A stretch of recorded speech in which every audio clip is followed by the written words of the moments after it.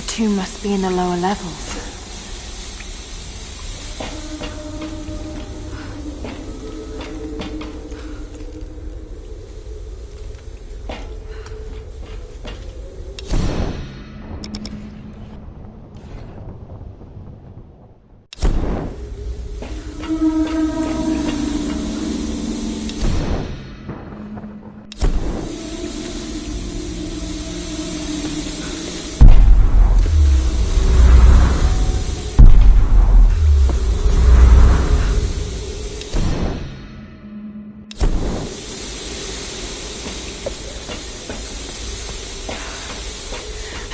Find a way down.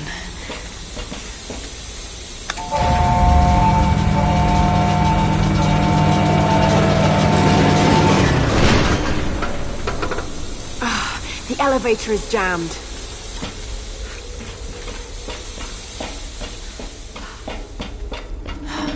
That's where I need to go.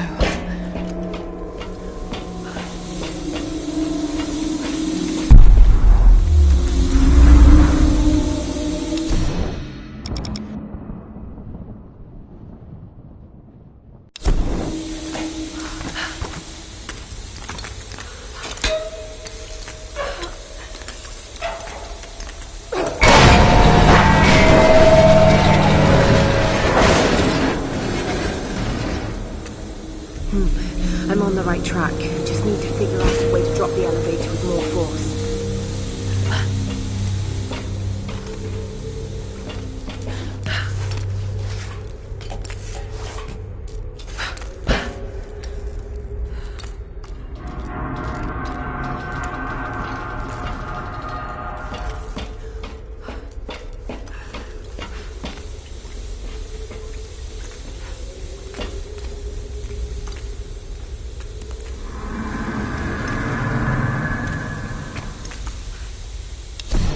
Command to operative. Stop. Trinity is concerned. Stop. Acquisition of star phenomenon unacceptable. Stop. Sabotage of access operation imperative. Stop.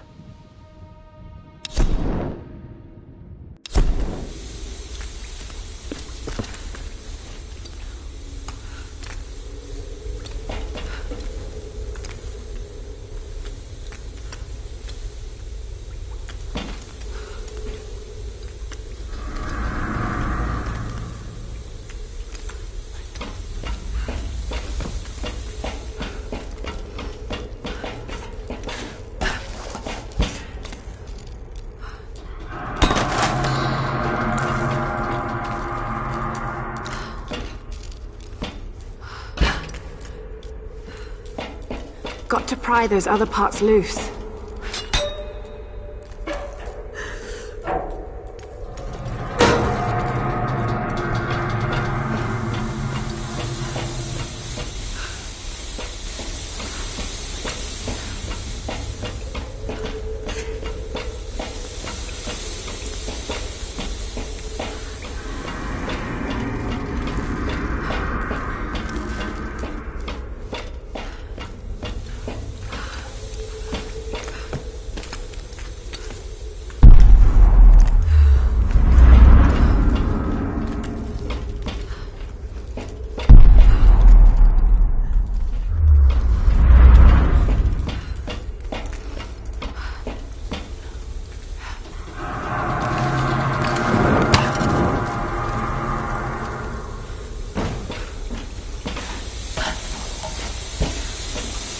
Just need to loosen 3 more and that elevator will fall.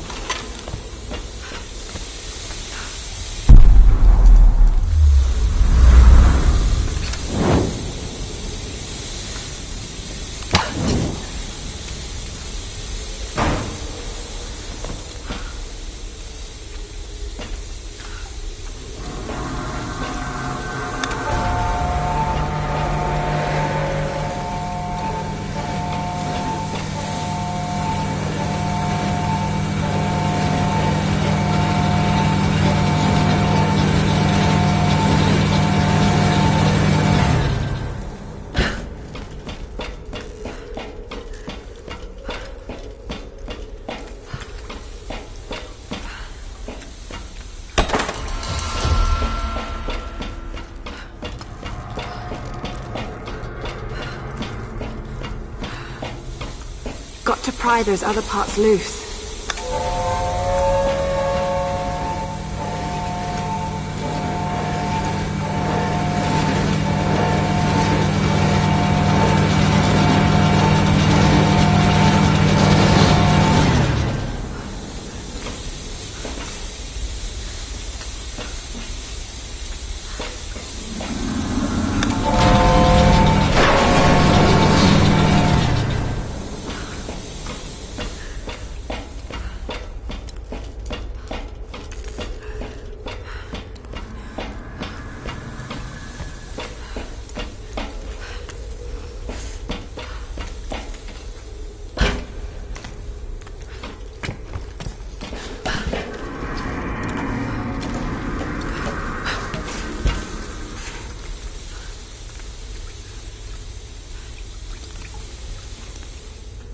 Just need to loosen 3 more and that elevator will fall.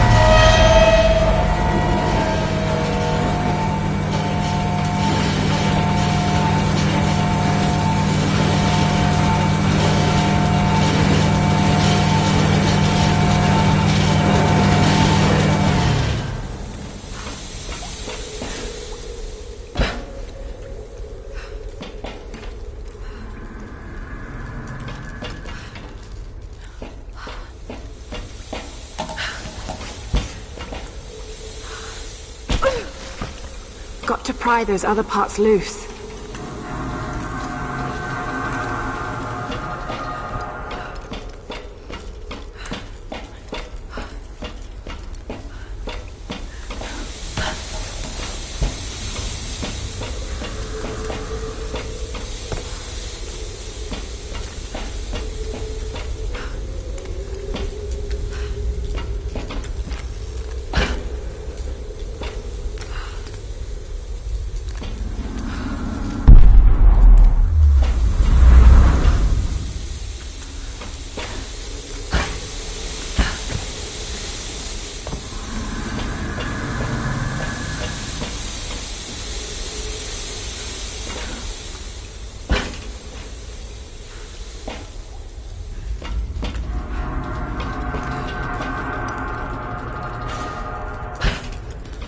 Got to blast my way out of here.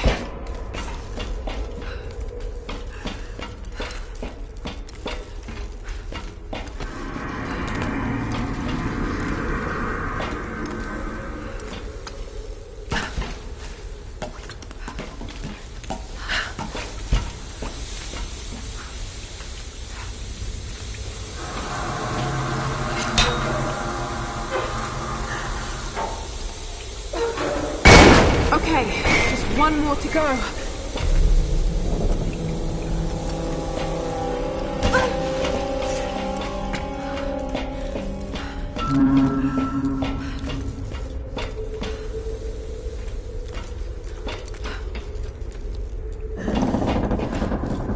Got to blast my way out of here.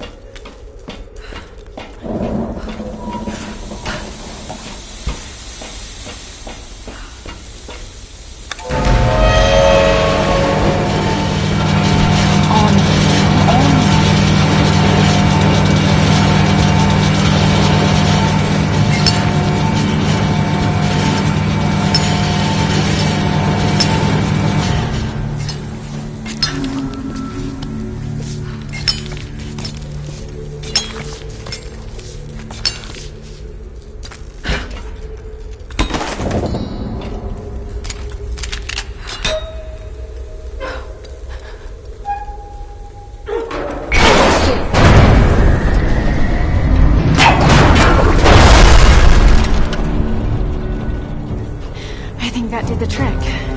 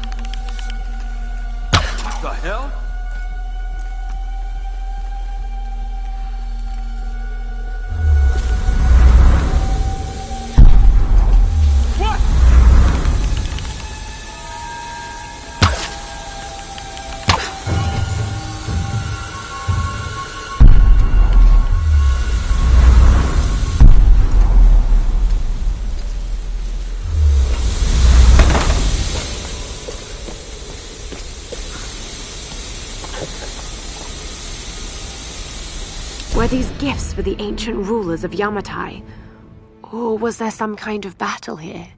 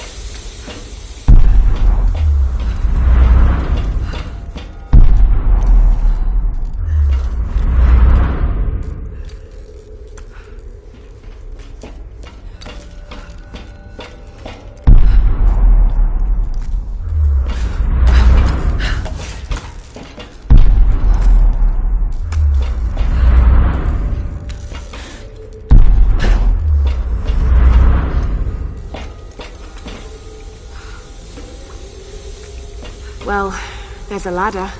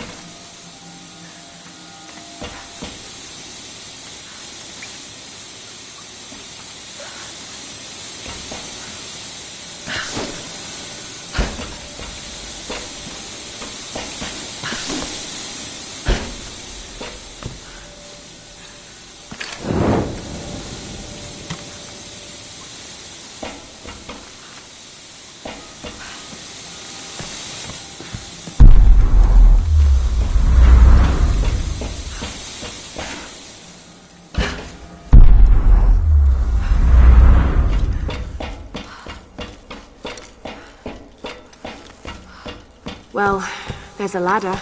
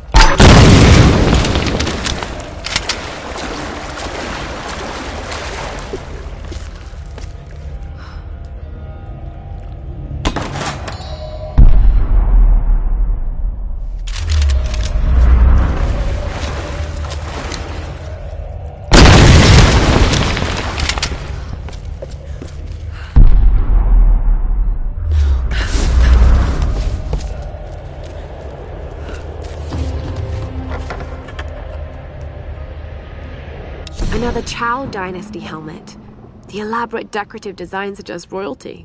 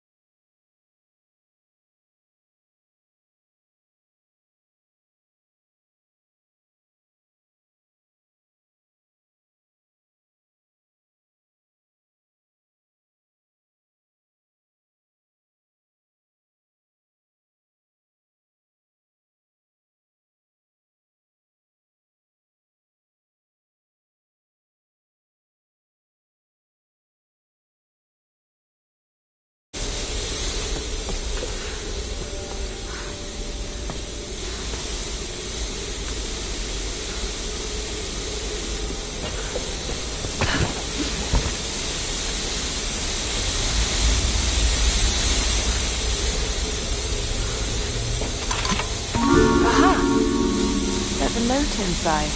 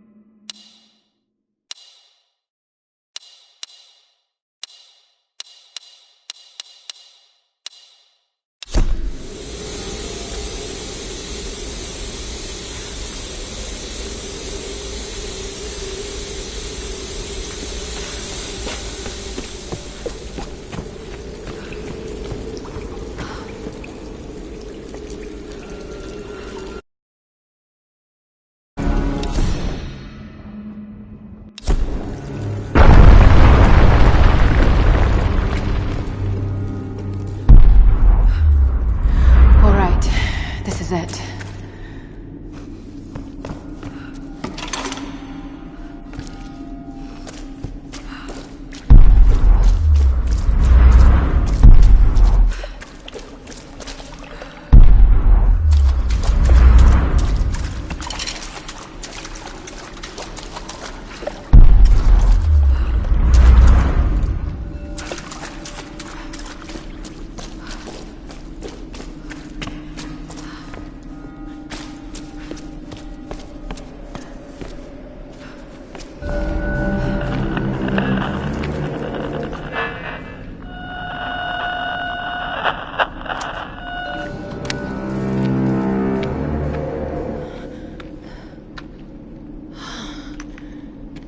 These figures...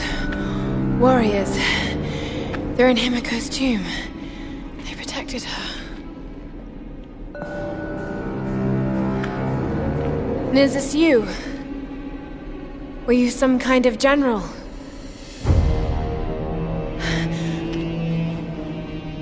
You committed seppuku. But why?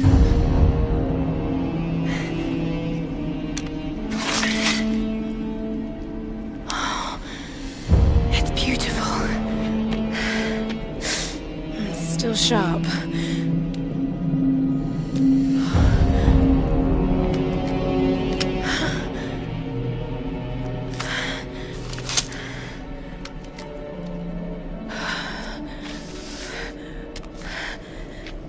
I have failed, my queen. The ritual was corrupted. The priestess knew only death could save her and took her own life.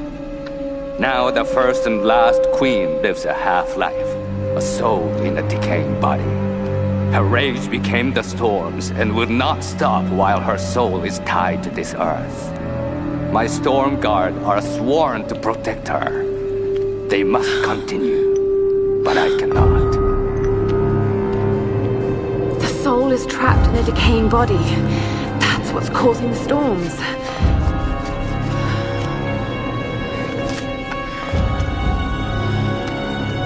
To stop the storms, we need to destroy the body in the ritual chamber. How the hell am I going to convince the others?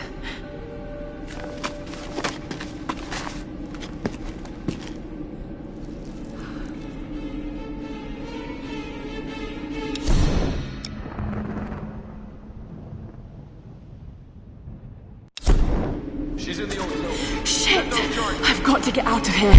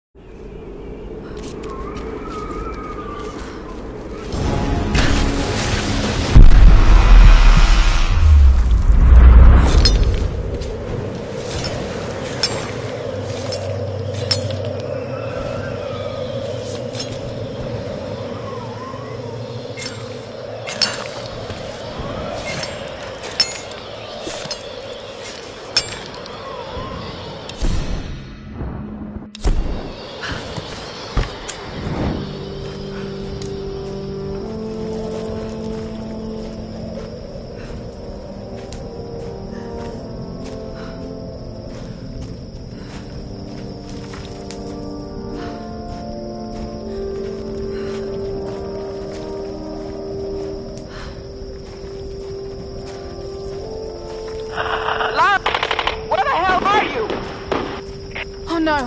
What's happening? We're under attack! We need help! Damn it! No! I've got to get back there.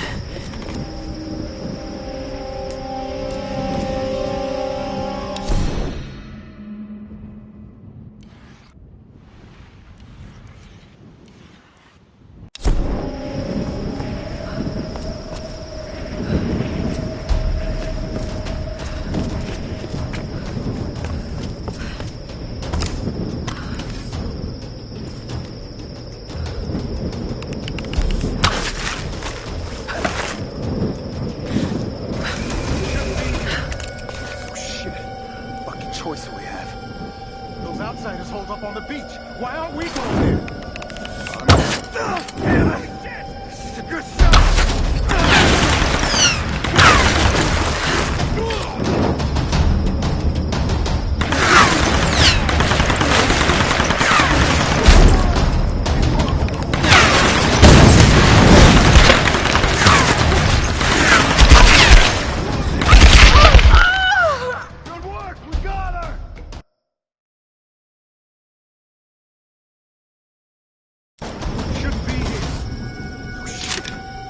Choice we have. Those guys hold up on the beach. Why aren't we going there? Help me out here!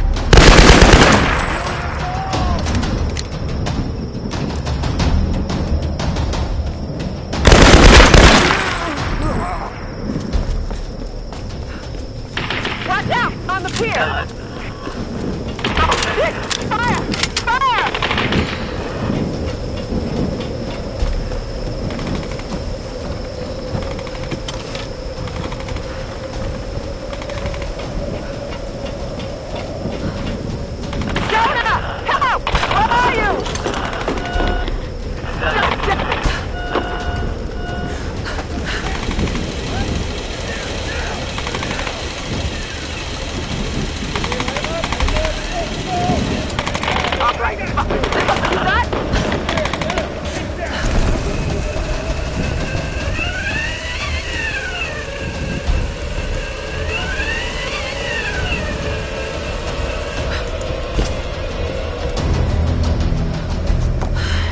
Reyes, you're hurt.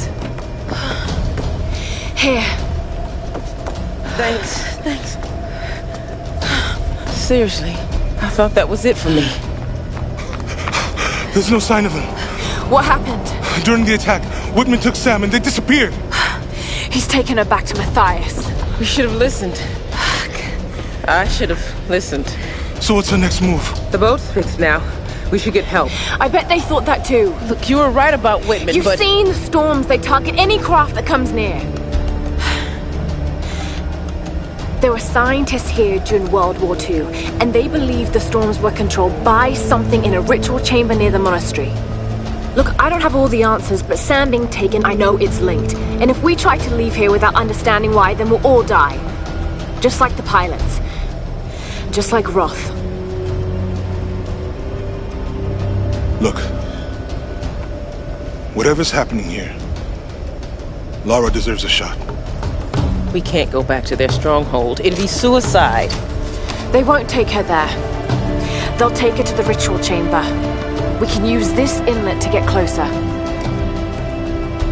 Look, I know you want to get home to your daughter. Believe me, I do. But the fight's not over yet.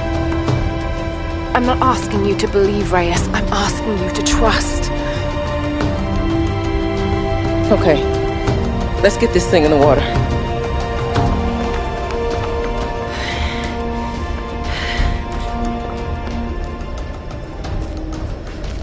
Whenever you're ready to go, come aboard.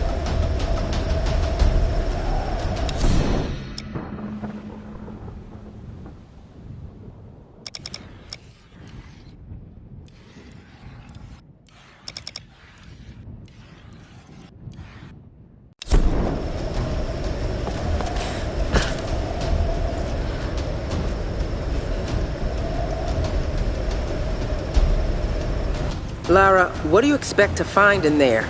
Do you really want to know? No, but you should tell me anyway. There's the soul of an ancient Sun Queen trapped in a dead body. Her rage is what's causing these storms. If we destroy the body, the storms will stop. Right? And why does Matthias want Sam? I don't know. And that's what's scaring me the most. Look, I know this is a crazy plan. Yeah, it is. But right now, crazy is all we got. So let's do this.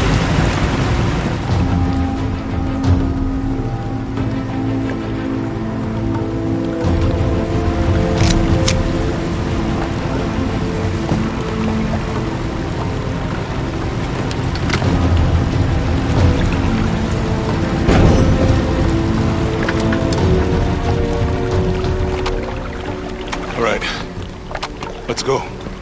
No.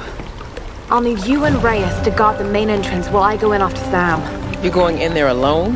More people means more danger of being spotted. I need you here taking out as many of those bastards as you can. It won't just be the Solari either. There'll be others. Samurai, the Queen's Storm Guard. Look, anything that's not me or Sam, shoot it. My little bird. This isn't goodbye. I'm not gonna say goodbye. We got your back, Lara.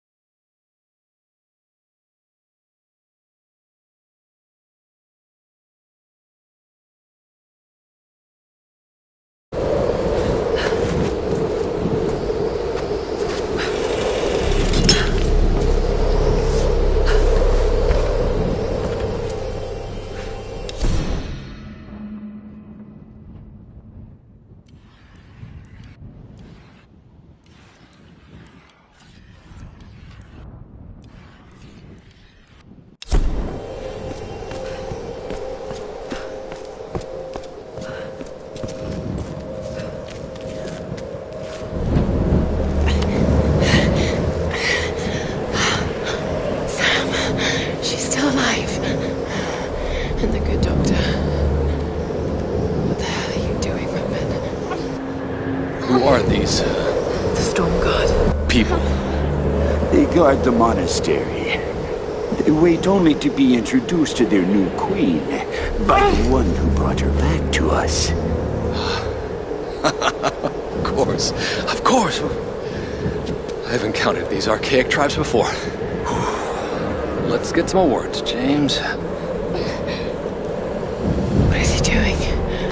My name is Dr. James Whitman. I come to you in peace. I bring you your new queen. Oh no. Your queen. What is it in Japanese? Your... Joe! No! No! No! No!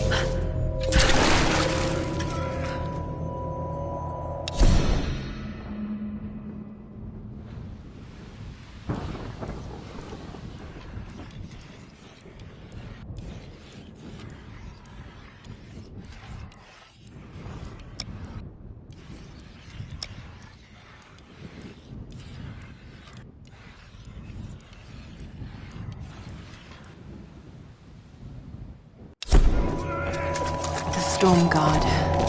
Still protecting their queen after all these years.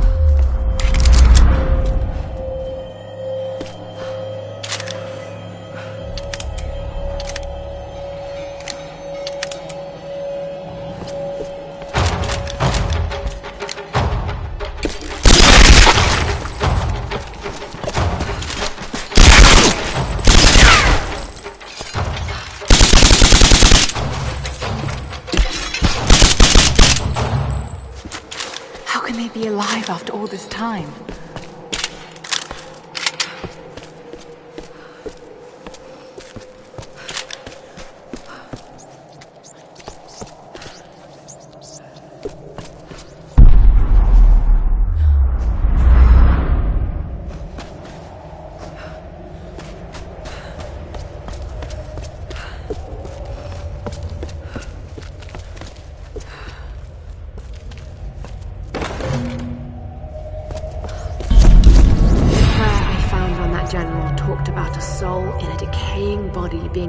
Of the storms. I know he must be talking about the last Sun Queen, but I don't understand what Himiko has to do with this. She was the first queen. Somehow Matthias thinks Sam's connected, and that can't be good. Damn you, Whitman, you'll do anything for a story. I know the answer is inside that ritual chamber, but getting to it won't be easy. The Stormguard are devoted to guarding it. I know I have to do this. But I'm so scared of what I'm going to find in there.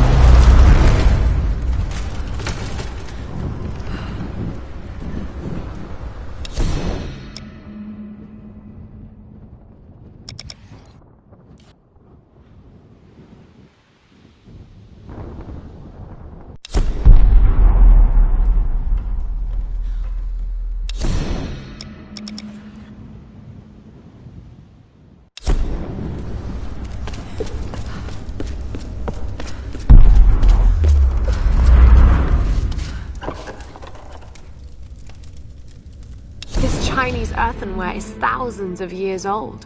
Could they have visited this island before the rise of Yamatai?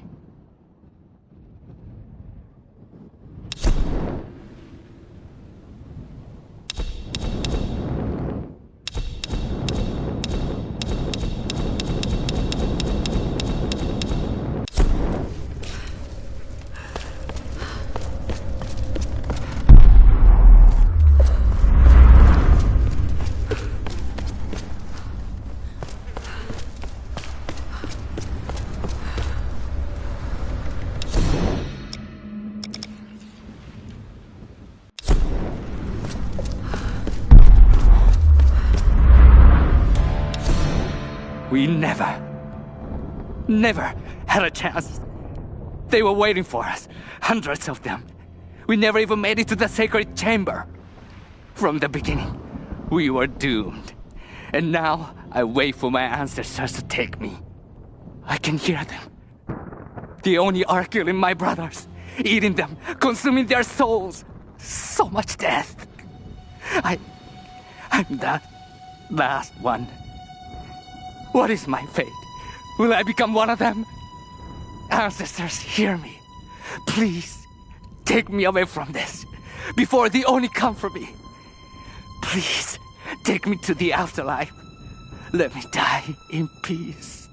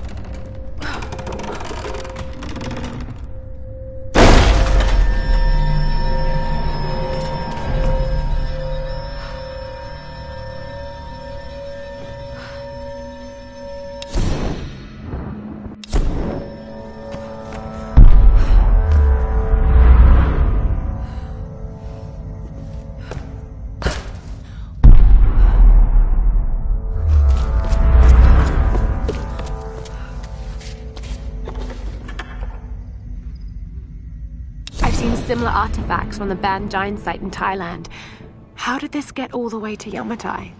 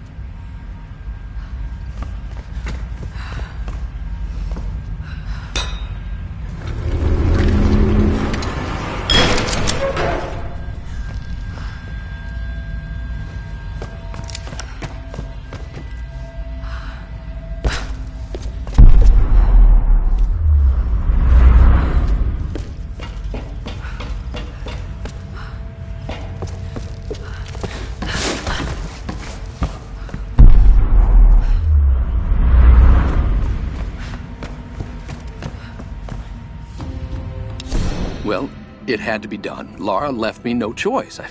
If I thought she could play the game, I might have let her in on my plan, but she doesn't have the grit for this business. She isn't ruthless enough, and this discovery has to be mine. I've crossed the line. It won't look good, so as unfortunate as it may be, she can't make it off this island. None of them can. And whatever happens with Sam, it just makes this whole story all the more newsworthy. I don't think Matthias or his Solari can be reasoned with, so I'll need to slip away as soon as this ritual is completed. I'll make the perfect sole survivor, returning with the authorities, the cameras, and an appropriately convincing expression of sorrow.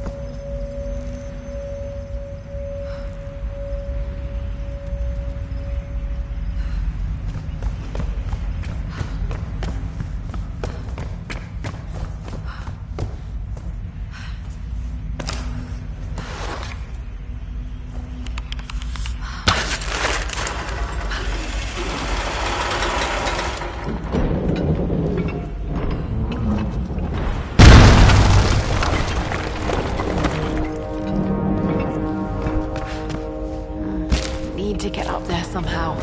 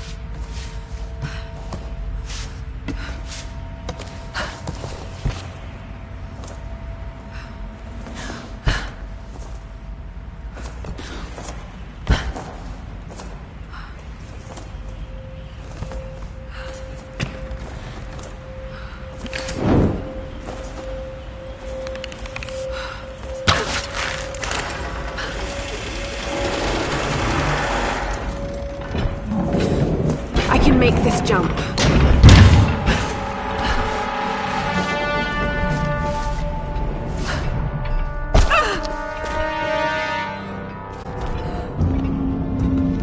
The Sun Queens.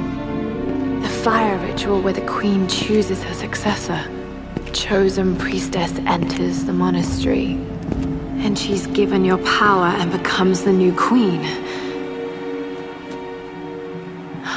Wait a minute. Many have given up their souls willingly for this gift. Now the first and last queen lives a half-life, a soul in a decaying body. Vessels. It's not transferring power. It's transferring a soul. All these queens, they're all... you. Himiko. First and last. Oh God. And now you want Sam. Well, you're not getting her. Sam, a vessel for the Queen's soul. I've got to stop this madness.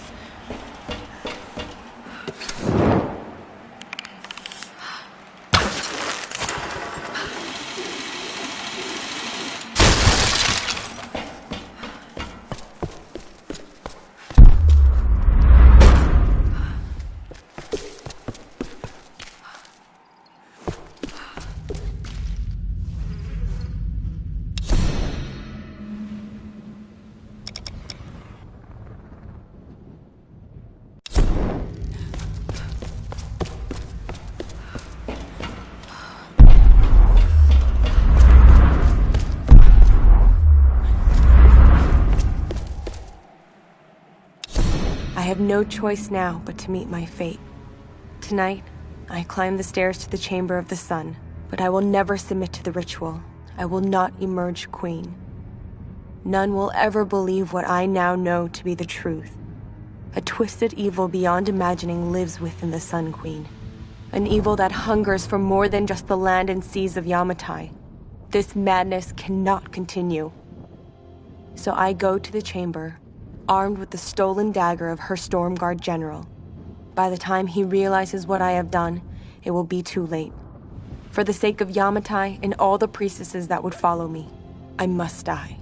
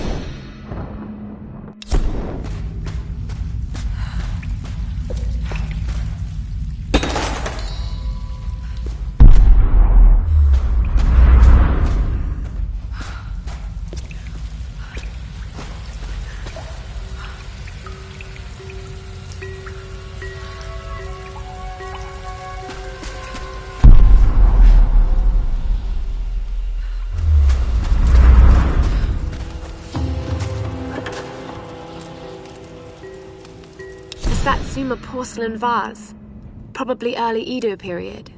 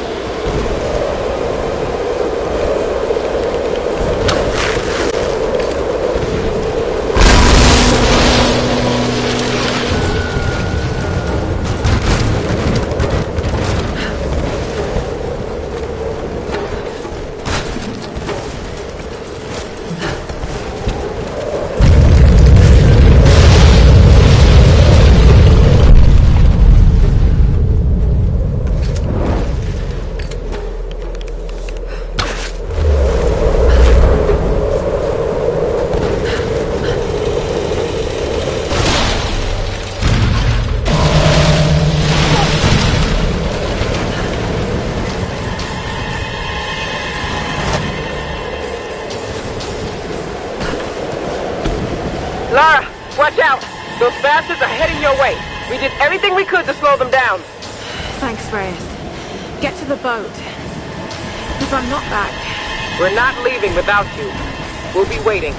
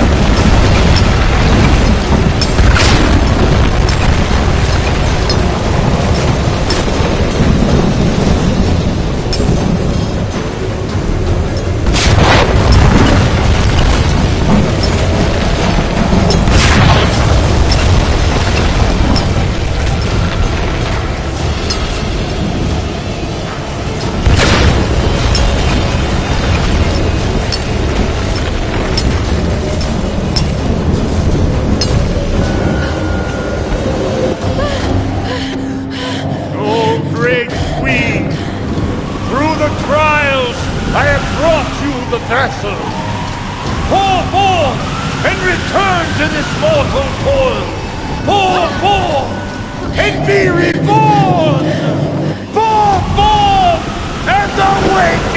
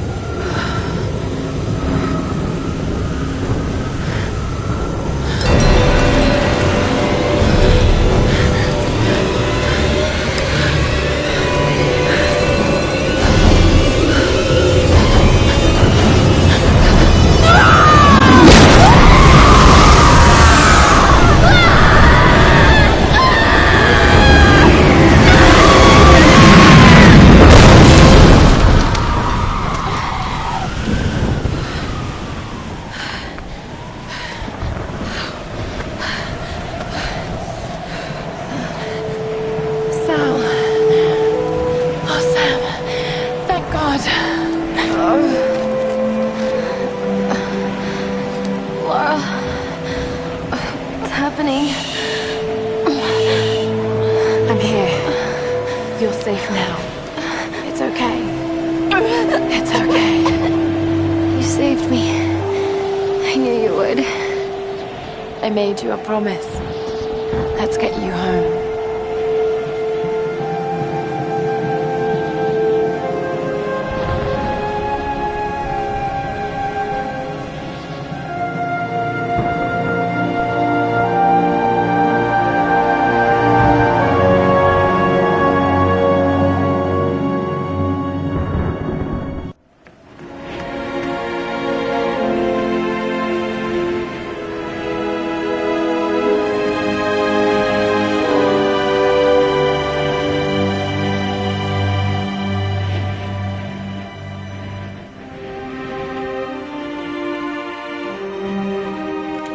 There's Lara!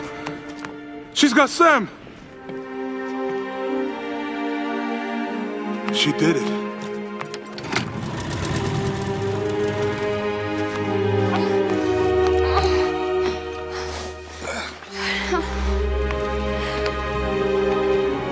I think she's going to be okay.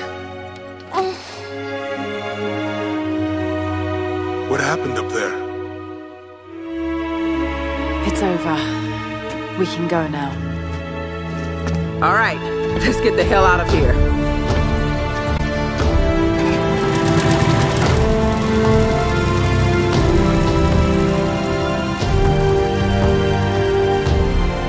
I've been so blind, so naive. For years, I resented my father, doubted him like the rest. But he was right about so much. I just wish I could tell him that now. There are so many mysteries that I once dismissed as mere stories, but the line between our myths and truth is fragile and blurry. I need to find answers. I must understand.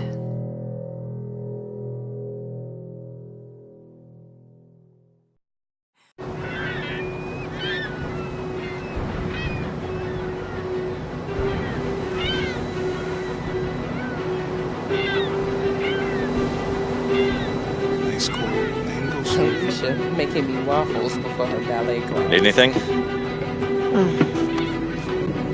Don't really know what happened to you on that island. Judging from those wounds and that look in your eyes, I'm guessing I don't want to know. Anyway, we'll be home soon.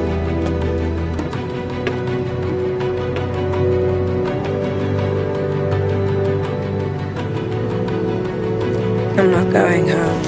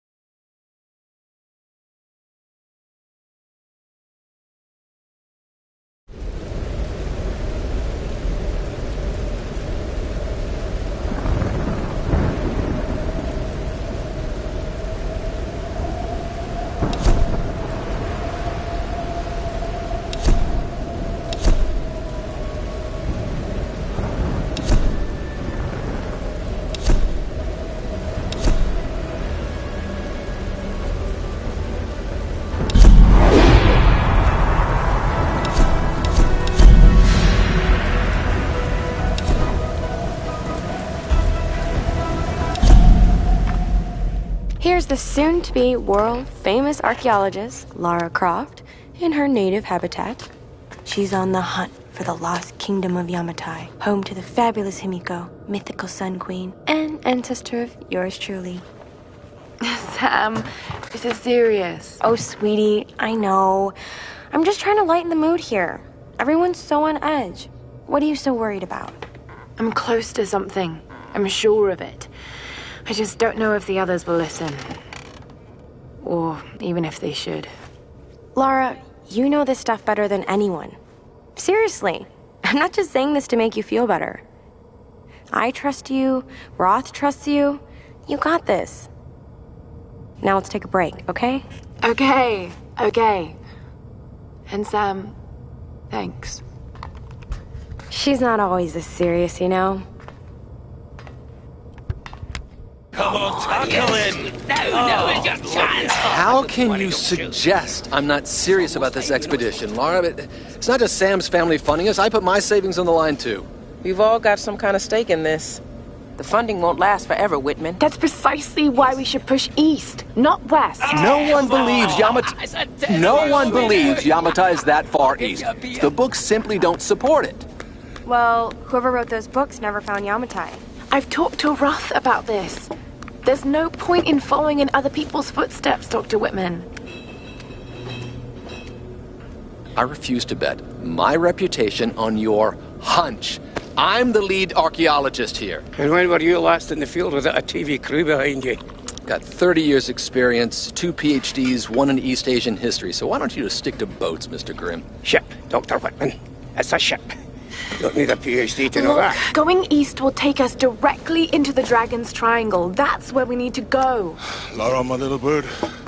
I'd follow you almost anywhere, but that place has a bad energy. Bad storms, more like. Makes the Bermuda Triangle look like Disney World. Sign me up. The stories about Queen Himiko say she could summon storms. Myths are usually based on some version of the truth. What if Yamatai was somewhere in the triangle itself? Well, look, this is the satellite imagery from inside the Dragon's Triangle. That doesn't look good. If it's wet, I can sail on it. Oh, don't tell me you're seriously Reyes is right. We don't have the funds to piss about. It's now or never. Lara's offering fresh ideas and a plan. I'm the captain here. It's my decision. We're going into the Dragon's Triangle. Why am I even here?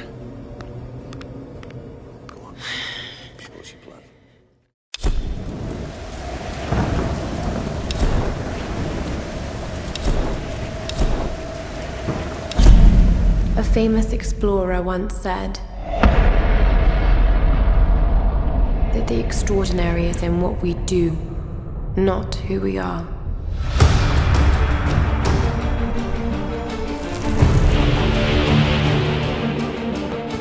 I'd finally set out to make my mark. To find adventure. But instead, adventure found me.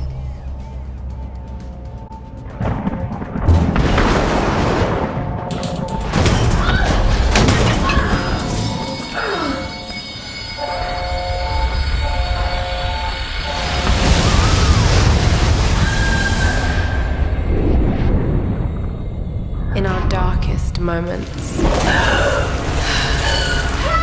when life flashes before us, we find something. Something that keeps us going.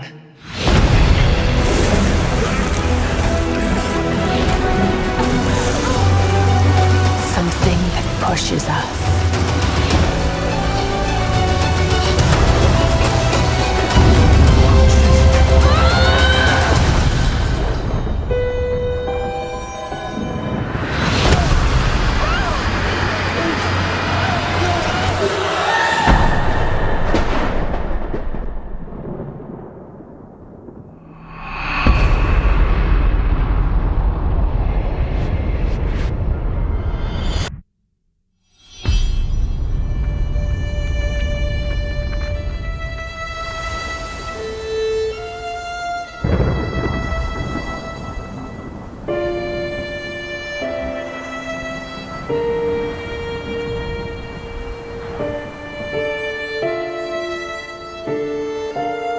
When all seemed lost, I found a truth.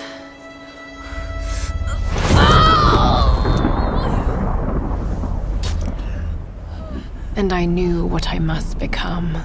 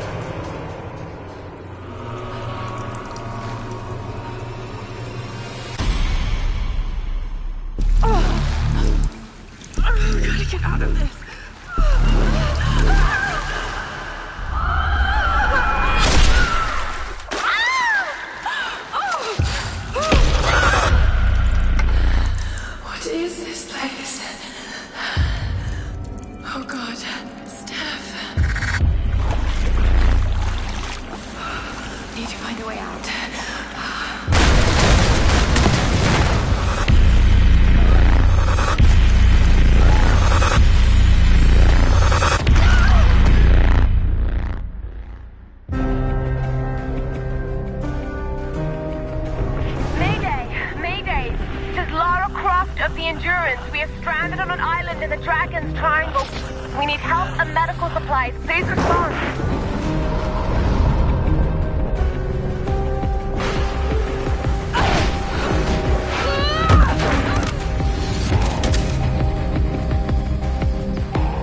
Sorry.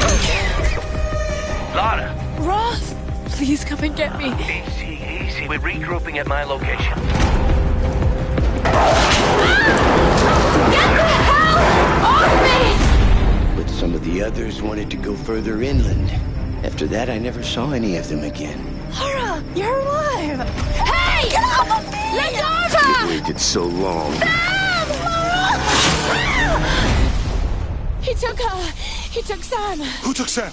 A man, like the one who killed Steph. Lubisz grać w прятки, малышка. Get back!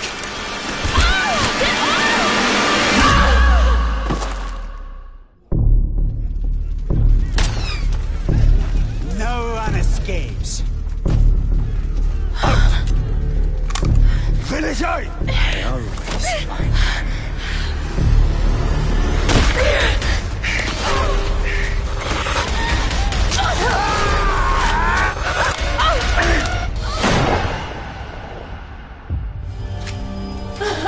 You can do it, Laura. After all, you're a Croft. I don't think I'm that kind of Croft. Sure you are. You just don't know it yet.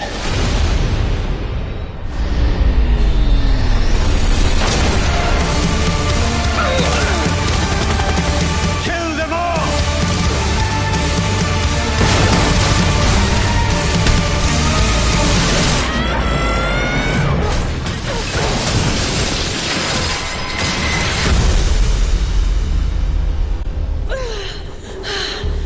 I hate tombs.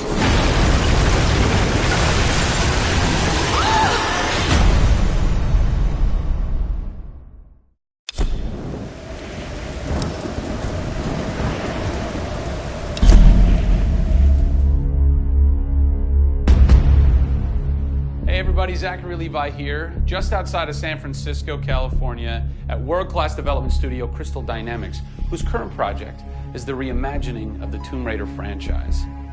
From now until the game launches, we're going to be hopping around the globe, bringing you exclusive first looks at some of the key ingredients that are shaping and creating this world. First stop, Digital Domain, Los Angeles, California, to meet one of the most crucial pieces of the Tomb Raider puzzle, Lara Croft herself. I'm Zachary Levi, and these are the final hours of Tomb Raider.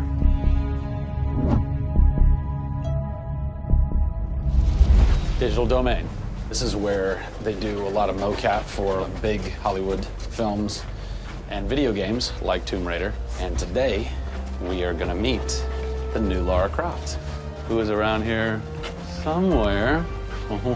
Teaser! And this is where the magic happens.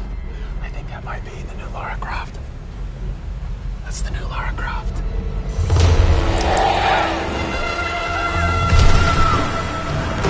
Since 1996, many actors have played the part of Lara Croft, but for the reboot of this franchise, the team conducted an exhaustive international search for someone who could bring a whole new level of emotion to a character who's become so familiar.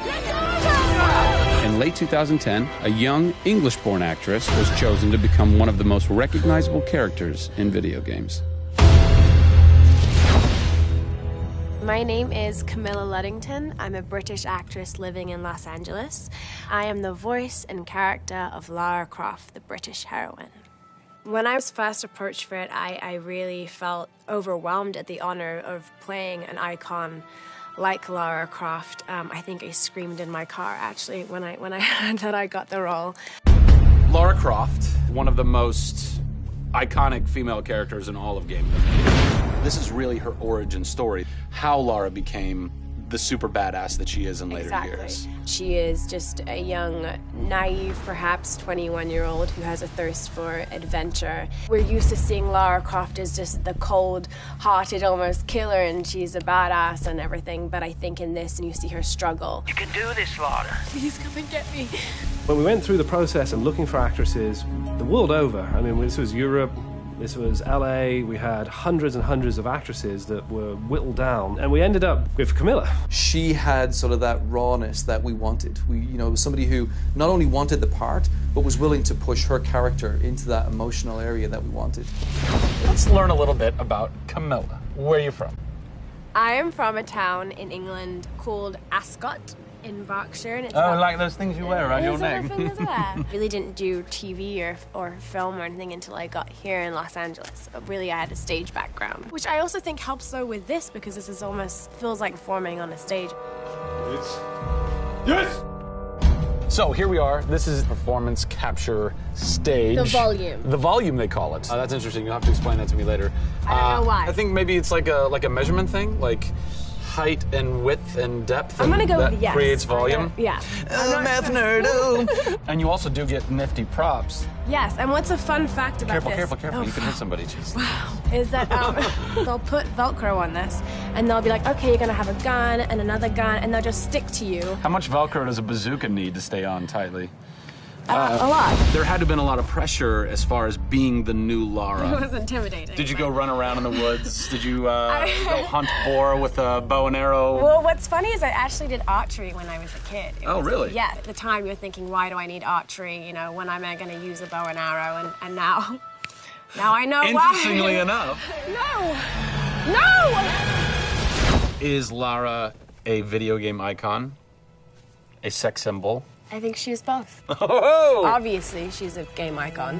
But I also think she's a sex symbol because she fights for what she believes in. She's courageous. And I think those things are sexy. The shorts are gone.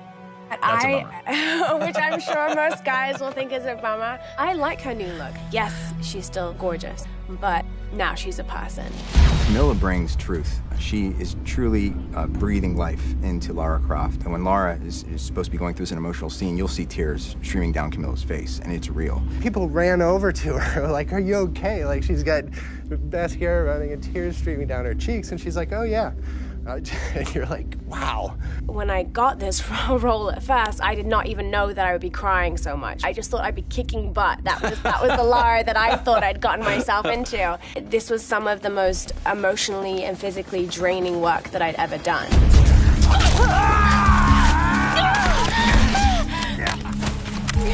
This is the very first time I get to see this.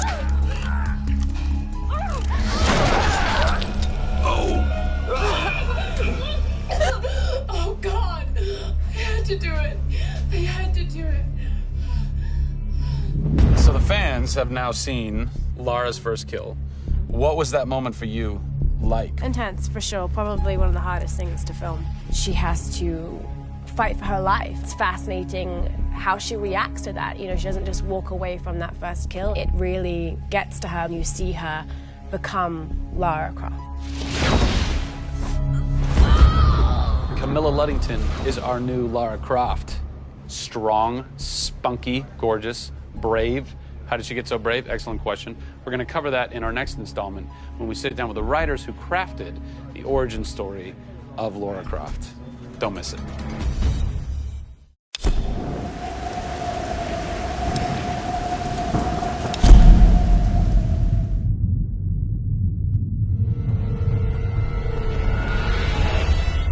Hey everybody, Zachary Levi here in downtown San Diego at Comic-Con, more specifically at Nerd HQ, which is the epicenter of all things Tomb Raider.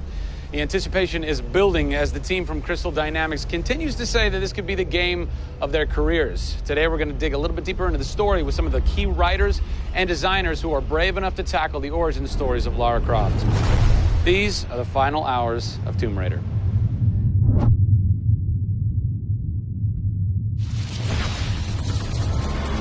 We're in downtown San Diego. We're at Nerd HQ. Fans, the public, will get to play the game for the first time ever. Are you nervous? This is the most nervous time of the entire game. This is huge for us. This is the first time we're giving anybody the opportunity to put their hands on the game. It's not finished yet. It's hard to send it out into the world like that. It's a little young, it's a little fresh. When you put it in the public's hands, you're getting a very raw, unfiltered, like, hey, this is what we love and this is what we don't. You'll start to read about it now. You'll start to see it online. You'll start to get people's perspectives. We're making sure that we make it the best thing that we can for the fans, and these are the fans. Why make an origin story? You could just kind of continue with the Lara Croft Tomb Raider saga, but you didn't. Why? We didn't start with the idea of doing an origin story, actually. We started with the idea of doing something fresh. There haven't been very many games that have the opportunity to go back and tell a true origin story. There is very few games like this. In the history of the Tomb Raider franchise, there has not been a female lead writer until now, Rhianna Pratchett. For me, I didn't think of it like we needed a female writer to do that. Rhianna just nailed it. Rhianna Pratchett. Yep. Does it take a woman to know a woman? It probably helps, but I don't kind of think about it as much as everyone else does. I tend to think of myself as being a writer first. There is some of me in her, absolutely. She's very bookish, she's very in her head. I went to public school, I actually learned archery. Camilla did as well, I heard. We bring up our ladies properly. And I genuinely studied Egyptology. I wanted to be an Egyptologist. No way. You know, I've always been a huge fan of kick-ass females. I mean, I grew up on Terminator and Aliens. Yeah. You know, fighting aliens in the future. I thought that was what girls did. It's great to be here at Comic-Con. This is my first time. People are really responding to this kind of new Lara. The fans have been great. They've been very supportive. I want to kind of live up to their expectations. I grew up going to fantasy and science fiction conventions. Now here I am looking at a Tomb Raider poster on the side of a building for a Tomb Raider game I have written. Can't quite process that, but it's very cool. Lara's actions affect her character and her emotional state, and so the first kill for us was a big thing.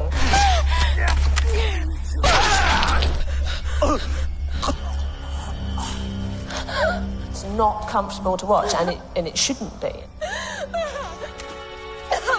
Oh, God! And it is about picking yourself up, despite the fact that you're scared. You can't have bravery without fear. In video games, you're kind of tweaking all the way down to delivery. Yeah. Blessing or curse. Games development can be quite harsh on narrative. You know, you can lose levels or characters. You have to be amazingly flexible. When is the script finally finished? You get insight when you see it through your audience's eyes. Yeah. So once the story gets to a point where we can start sharing with people, where we can start putting it on the screen, then we start to understand, are people getting from it what we want them to get from it? The feedback is that it's really fulfilling our primary goals of delivering a story that introduces people to Lara Croft, but also just takes them on an amazing adventure.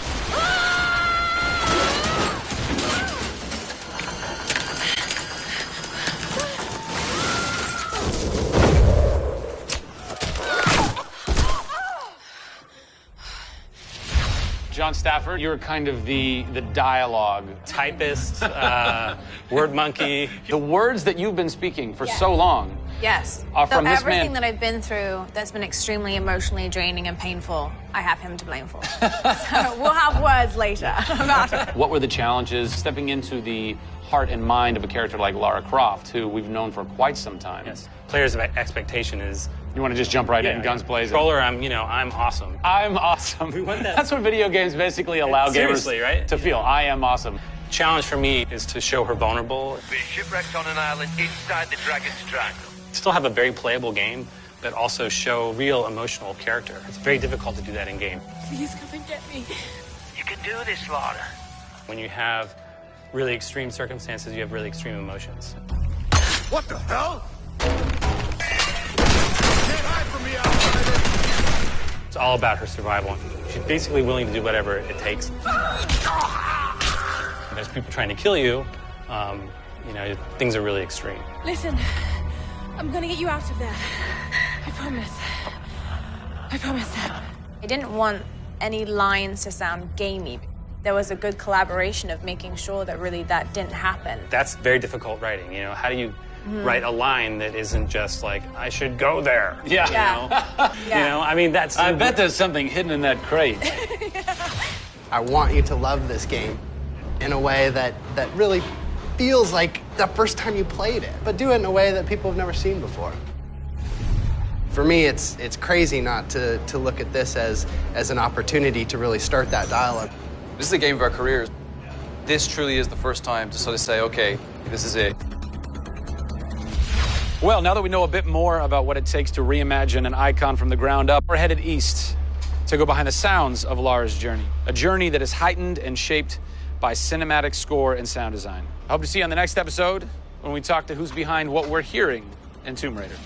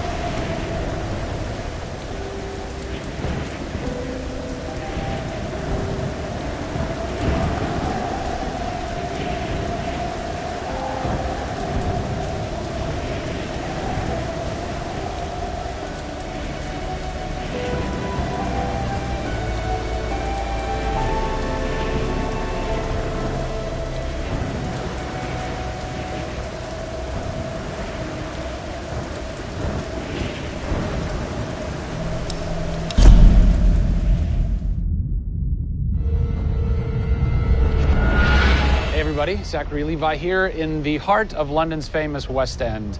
Behind me is BAFTA, the British Academy for Film and Television Arts. Why are we here? Excellent question. For starters, Tomb Raider, the series, has garnered a lot of love and accolade from BAFTA over the years. Some of the key players on Crystal's dev team are BAFTA LA members. And to top it all off, legendary video game composer Jason Graves is a BAFTA winner. We're going to catch up with him in just a bit, but first, a little trip to Raleigh, North Carolina, where we go behind the scenes at Jason's recording studio. These are the final hours of Tomb Raider.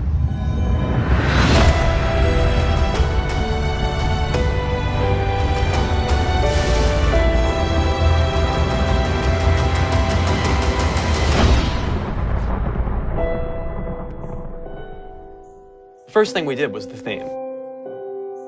There have been many composers in the games or the films, but they've always used the original theme. They said, we want to start with a clean slate, a new theme. I did it on piano, very simple. I was really scared just to send it because I'm like, I don't know, I think this really works, I think I like it. We ended up taking that exact theme. The first demo I sent was on the first trailer. That exact same arrangement.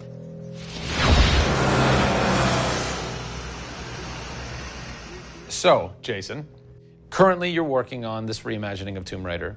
When you're taking on a new project, what are the things that attract you to that project? The heritage of a particular game, I think obviously... And don't even get me started on Tomb Raider. I literally almost drove off the road. I was on the phone with the audio director. Like, oh, stoplight! And I had to pull over a little bit to not hit the car behind me. What I loved about Tomb Raider, what really drew me to the project was they had no pre-existing conditions. Because they wanted to get out of what it used to be. They wanted something new. They wanted something fresh. Jason's done hundreds of games by this point. He was an easy choice for us to go with on paper because he has such great experience. I listened through a lot of different material from a lot of different composers. I was really taken by how well he did the intimate stuff. The textures and the real, intimate and vulnerable bits that we needed to highlight in the game were a great match for us. What is square one for you when you start wrapping your head around it going, this is where I feel like this world is going to exist? Main theme. Call me old-fashioned. Then it was a matter of finding out what kind of percussion would work. And always going back to the melody and the theme, because that's kind of the heart of the game. The most signature thing that we need to get right is Lara's theme. One of our big goals was that it can be used in any emotional context. What does it sound like? High action.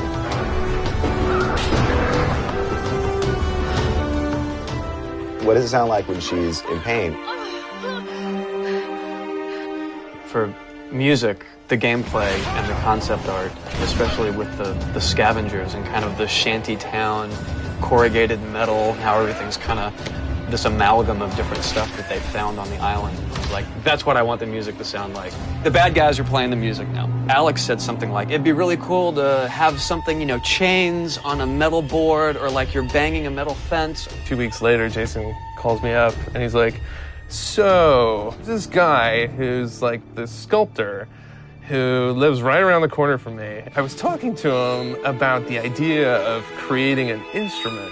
And I'm like, that sounds completely insane. We have to do that.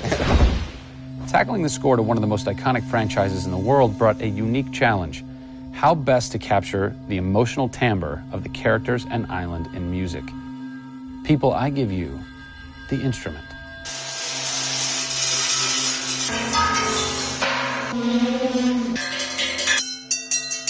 The Instrument. I was going to let Matt determine the aesthetics. I was really only concerned about the sounds that the sculpture was going to make. Matt built this, which looks pretty much exactly like Laura's original homemade bow in the game.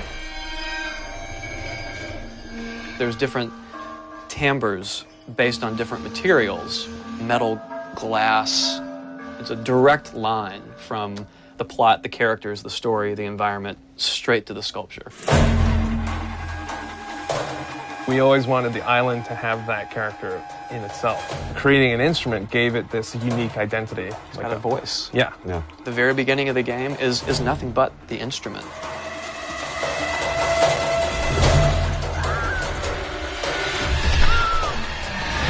Who do you look at in video games or in film that you go, what they've done has shaped who I am and what I do for a living? They're all dead, unfortunately. What? Yeah, I know. It's classical composers. All classical? Yeah, I'm kind of going directly back to the source. Yeah. Prokofiev's, Tchaikovsky. Even for some of the scary stuff, you've got Penderecki, who's a Polish composer. Actually, he's still alive. It kind of goes back to ballets or opera, which is kind of the precursor to film and video games. You know, they were telling a story. And that's what I love about that music. It tells a story. Even if you don't know the plot, you can listen to it. And film music's the same way. It's tough with games to do things that are subtle. You want to make Lara relatable, make her realistic. Another one. She went down over there. Tell her story from the beginning and show how she became the superhero she becomes. One of the first things that I ask any developer is the emotion. Because to me, that's the biggest thing that music can do in a tenth of a second. The music just, it nails the emotion. Wow, that was amazing, huh? I personally don't think I've ever sounded so good in an interview before. Although Jason, Jack, and Alex are audio savants, so that would make perfect sense. I cannot wait to jump into this game, not just for the amazing action, but the emotion and mood and tone that they're going to set with their incredible skill. Tune in next time for a special secret announcement that is going to change the way you play Tomb Raider forever. See you soon.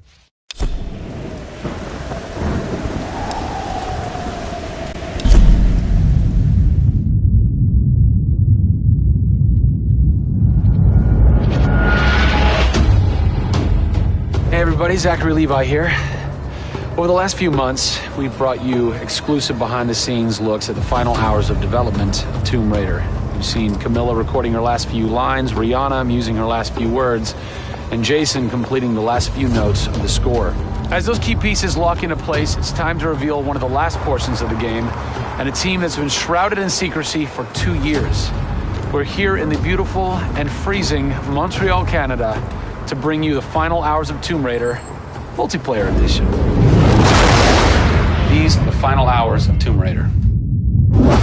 Welcome to yet another world-class studio in the Square Enix portfolio, Eidos Montreal, home of the multi-award winning game Deus Ex. Locked away in one of the far corners of the studio is a team of experienced, passionate professionals who have been specially brought together to create the first ever multiplayer component to the Tomb Raider universe. Let's meet the team behind the vision, direction, and decisions, and hopefully get a chance to play a few rounds. Here we are at Eidos Montreal. Before we get into why we're here, Carl, you now have an amazing stash, my friend. What is the impetus behind this? As a studio, we've been participating in Movember. A good friend of mine, JJ Owens, works for Movember in LA. We set up the gaming challenge and we brought studios from all around the world together. I think so far we've raised somewhere in the region of $140,000, $150,000. Well done. Been a big success, although my wife doesn't necessarily always approve. She hates it? Oh, my wife wakes up in the morning. She says that she hates it. She secretly loves it. What were some of the factors that led to a multiplayer facet to this new Tomb Raider? When we started developing sort of our vision for reimagining Tomb Raider, on paper, it was all about single player. And as we started to build that world out, we had the island, we had the Solari, the scavengers. We started to realize that we had this canvas. Great warring factions, great landscapes. Yeah, we had all these really awesome places where it was all about traversal and single player. When we started looking at that, we thought, wow, well, what about multiplayer? Part of the genesis of that was Lara Croft and the Guardian of Light that kind of cracked open a door to lead you guys into the multiplayer into here at Eidos Montreal. Guardian Light was a downloadable, a smaller scale project, and that allowed us to sort of take the risks that we wouldn't necessarily take on a full-blown project. Guardian of Light was our Pixar short. It's the idea that whilst you're building your big project, you're always thinking about that next thing, but also allowed us to be able to start understanding co-oping and networking. It was a game that actually brought Tomb Raider fans together for one of the very first times. You hear them in their ear and they were having fun. And as a result of that, that led to us thinking about multiplayer.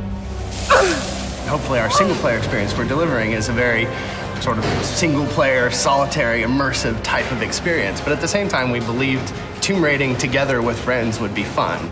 Tomb raiding? I think that's the first time I've ever heard that term. I like that. It's fun.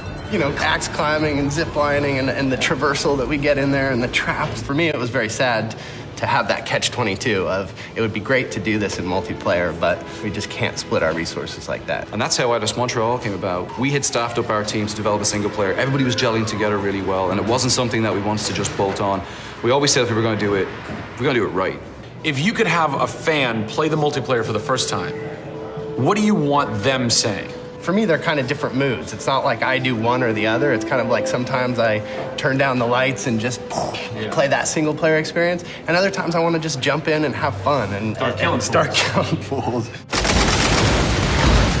Joe Curry, producer of multiplayer on Tomb Raider. It's the first time Tomb Raider has ever incorporated multiplayer. Yeah. And you're in charge of that. Yeah. What's running through your mind when you get that call? Well, first off, exciting. Right? I mean, we're all huge fans of Tomb Raider on the team. I mean, we grew up with Lara Croft. But when we spoke to Crystal, like, we want to do multiplayer, and we're thinking, how do you do that? It's always been Lara's story. You've been in charge of creating the first ever Lara Croft Tomb Raider. No pressure. Multiplayer. No pressure, Zach. Thank you. What are some of the main pillars that you brought over from the single player to the multiplayer to make those two worlds cohesive? The element that really stuck out was survival. The group surviving together. Right. But then traversal, the ability to go up and down and kind of everywhere in a level. The weapons, you know, the characters. What did you guys have to tweak in order to create an engaging multiplayer experience that wouldn't necessarily work with the pieces that were in play with the single player experience?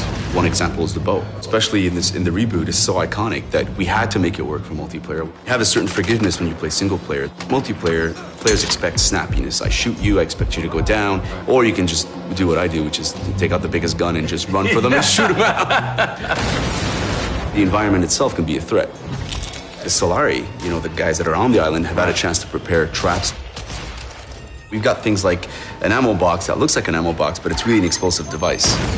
I need ammo, and it looks just like the regular ammo box, and then you're gonzo. We have a lightning rod. You'll get a lightning strike on the rod, and then you'll eliminate your enemy. First and foremost, we want to be humble. We want players to just have a really memorable experience. I had fun doing this. Do you remember when we set that trap? Moments that the players will come back to and talk about experiences that they've had for themselves, not necessarily the game offering them experiences. Absolutely. So, Joe, behind us we have the QA team, or the quality assurance team. They're a part of the development team. They can tell us what we need to fix and what's working and what's not. When do I get to game test? When do I get to get my hands on the game? Soon. We got a surprise for you first, Zach. So, when I was approached to host the final hours of Tomb Raider, essentially the biggest tell that I had was, I want to be in the game. I want to have a cameo, I want to have something. So guess what? Boom! Boom! Boom! I'm a playable character in the multiplayer Tomb Raider. How sick is that, Joe? You and your team are awesome. I can play with myself, virtually. Are we ready? Oh, that burns. You suck. Get those transmitters running. Radio transmitter activated. We're getting off this damn island? We send this thing. Beautiful. I would like to try and kick your butt as me in this map right now. Should we try it? All right. Bring it. Let's do it. It's happening right now. Oh, nice! Was that one of my traps? That was one of your traps. Yeah! These booby traps are really fun. I mean, they're really, really fun. Yeah! Don't worry about it. Just because you made the game and I beat him. As you can see from the people and passion here at Eidos Montreal, this isn't just some add-on. They're devoting themselves to making this an experience in keeping with the feeling of single player. Familiar, yet different. Coming up in the final 2 episodes of our series, we go back to the home of Lara Croft. They're taking Tomb Raider to the finish line, and we'll be there for it.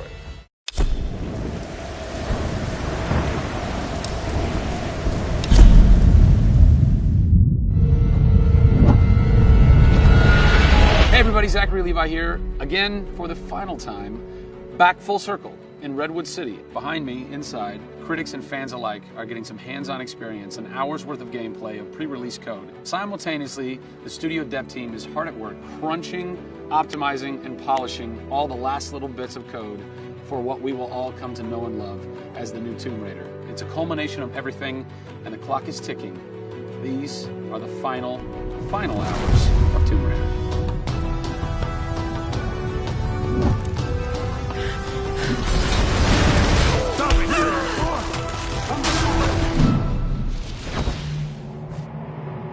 Tonight we have a large audience coming in. We decided that rather than going to one of our partners and just doing a live stream, we decided you come to us. Yeah. We have a big area in the studio and let's open it up. Have you ever done anything like this before? No, we've never done it because right now we've got black curtains up around a specific area of the studio, which is our next big thing. Mm-hmm. Only a select few people have been allowed to come in, right. And everybody's heavily NDA'd, and now we're going to bring 80 plus people into the studio. Well, it's exciting, to bring those type of people into the studio. They're the fans. They're the people who love it.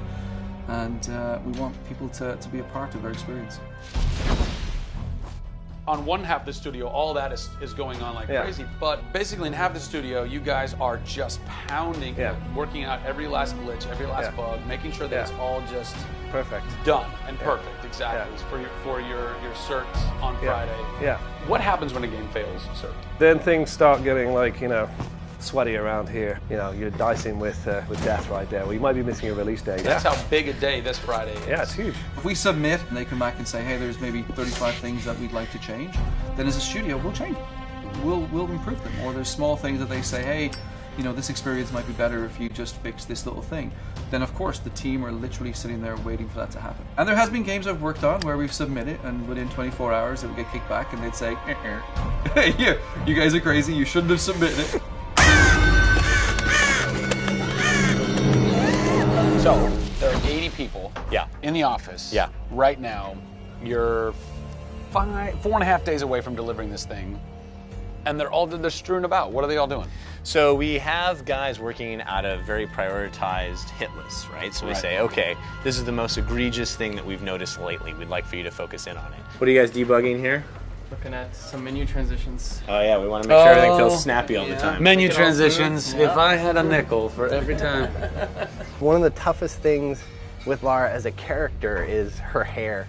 You try to simulate hair in a video game, and it's not always exactly the way it would be in real life. But that's something that's, I think the fans really point that out, and they want Lara to look as good and as believable as possible. So even in the home stretches, we're trying to sweeten it and make you believe it.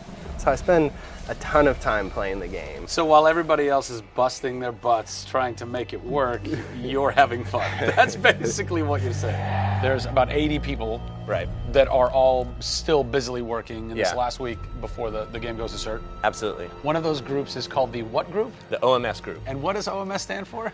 OMS is an acronym for Oh My Shit. And what does that mean exactly? When you're into the high octane moment, The only response that we were challenging the team that it could come back with was, I would exclaim, "Oh my shit, that's awesome!" Right? Like, I couldn't even cuss properly. It could have been the OMHG, the "Oh my holy God" team. Yeah. But "Oh my shit," oh my I think shit, it is resonated. sufficient. So many companies focus on the explosions, and we love explosions. I mean, there's plenty of them in the game. But it's also about sometimes that implosion moment, that time where you actually feel like you're part of that. Yeah.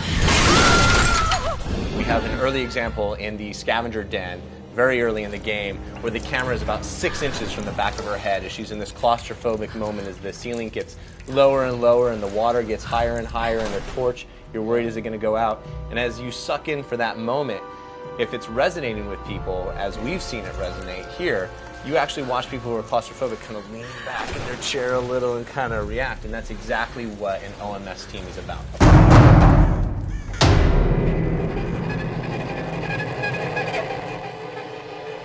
You feel confident that in 4 days, in 4.5 days, this thing is like ready to ship and ready to rock and going to blow people's minds? How about we look at that? I got a board that'll tell us. Oh yeah, where's your board? Right over here. I'm a stats guy, right? Okay. Like, it's got to be like the McNamara version of reality, right? So, and getting things done, like it's very NORAD-like with the update on where we are with bug count. So we have the number of days that we want to count down for, the priorities of what people are given against, and then an overview of how many things are remaining to be resolved per person. Carrie's got her work cut out for her. Come on, Carrie. Yeah.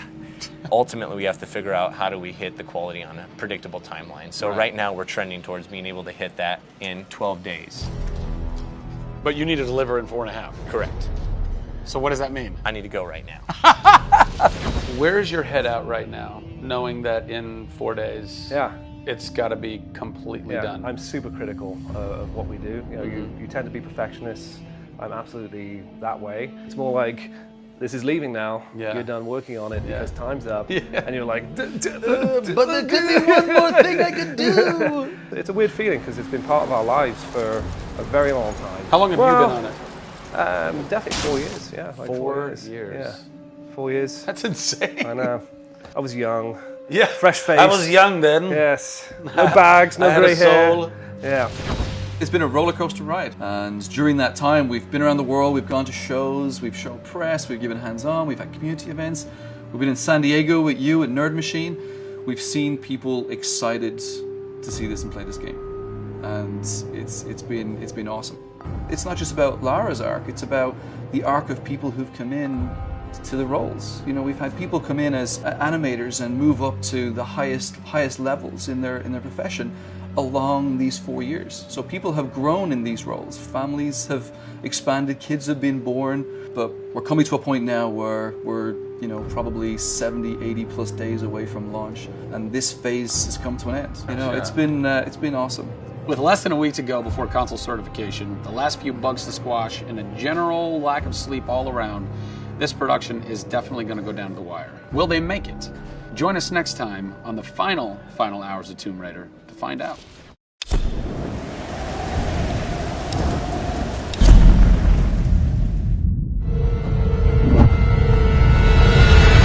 Over the last few months, we've followed the very talented Tomb Raider team through some of the most ambitious and innovative game development the industry has ever seen. In the next few days, they submit the final code for certification. If they pass, game ships on time and everyone gets some much-deserved sleep. If they fail, well, let's not talk about that.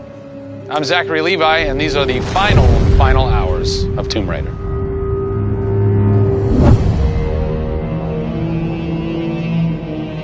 We've been around for 20 years at this point. Oh, wow. In this industry, that's crazy. Yeah. 20 years of games, and many times we've almost not made it, right? Through generation transitions, or you've had ups and downs in terms of games being released. And for us to still be here, making games and being competitive, it's amazing. Is this pretty typical for you guys to be in the last week and really all you've got left are these little bugs to do? Maybe it's a few hundred still left to go. The team's cranking them out. You know, you're play testing it a lot. You're getting QA, quality assurance, to make sure it's clean. You know, stuff's coming in still, as in like, hey, this crazy thing happened here. And simultaneously, IDOS Montreal is doing what you're doing, just with the multiplayer at the same time, because the multiplayer and the single player are being delivered at the same time. Yeah, so it's a big on team. Friday. Everybody's got to come together at the same time, at the same moment, and put pencils down and say they're done. Pencils down. Done. See. We're submitting in 4 days. Let me tell you now, we've had to move. Brian Horton, he was art director. He moved over to my department in Brand about a month ago. There was a morning that he woke up and they went, "You've created a beautiful world. Now step aside." So my job is I'm working with a very talented team in the brand to make sure our screenshots are good, to make sure we have covers for magazines, posters, to make sure we have posters. Stuff, right. There's a lot of materials, just like in a film. Yeah. Where when a film's done and in the can, you have to sell it to people. You have to let them know what's cool about it. Listen, I'm coming to get you. I'm going to get you out of there. I promise, Sam. What's been great about this over the course of the entire process, you traveling around with us, is that we've been able to bring you the final hours of each of the pieces. Yeah. We've spent probably the last 6 months watching how the music's come to an end and the voice acting has to be done. So each of our episodes up until now has really shown a side of the final hours of that particular person's role in the game. And now everything's come to a head where we're submitting the game this week. The guys are tirelessly working. You know, the guys have literally, at some cases, slept in the studio. Okay, so launch day, let's say you were at March 5th now. Where are you? What are you doing?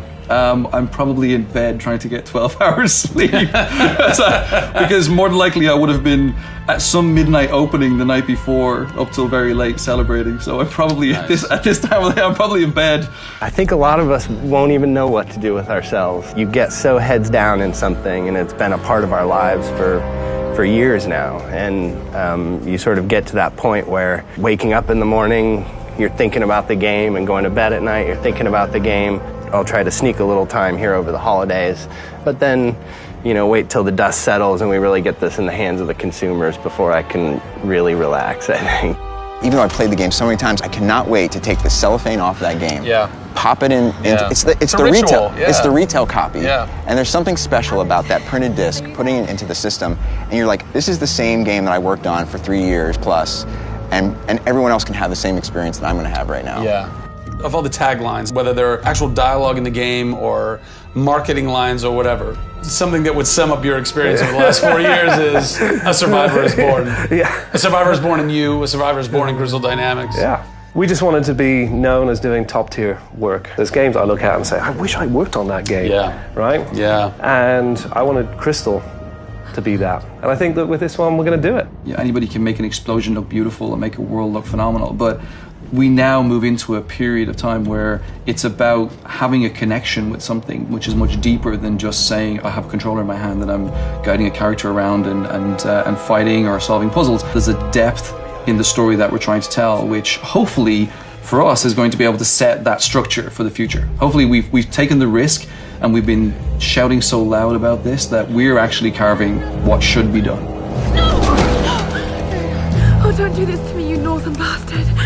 Are you excited? You nervous? I'm both excited and nervous, you know, because we've been masters of our own destiny up until this point, and now we're going to continue that right through to launch. And what's great is that from the very first presentation I gave with Daryl about here's the vision of the game, all the way through to the very first game sitting on a shelf on March 5th, we've been there for the ride. We've been on that journey. And then all of a sudden you reach March 5th and you're no longer there's millions of copies of your game out there, and they're in people's hands, and you're thinking, like, how are they playing it? Are they having fun? What are they saying? What are they going to do? As soon as they put the controller down, what's the next thing for them? Do they want to tell people? What do you want their response to be? I hope those people see that the story we've built and the foundation we've built is one that will last a long time. Doing something that's special is just incredibly tough, no matter what it is. You've got to really want it. You have to be passionate. You have to care about it. Everybody realizes that this is the game of their career, and everybody wants to put as much time and energy into this as possible. We have a studio full of passionate people who have put their lives into making this thing happen. This is not just a game that we're just going to ship on March 5th and people will go, great, I've got another game to my credits. This is one where the team are going to look back and go, that was a journey. It's been an honor to be able to work on Tomb Raider, and long may it continue. I see this getting bigger and better over the next few years.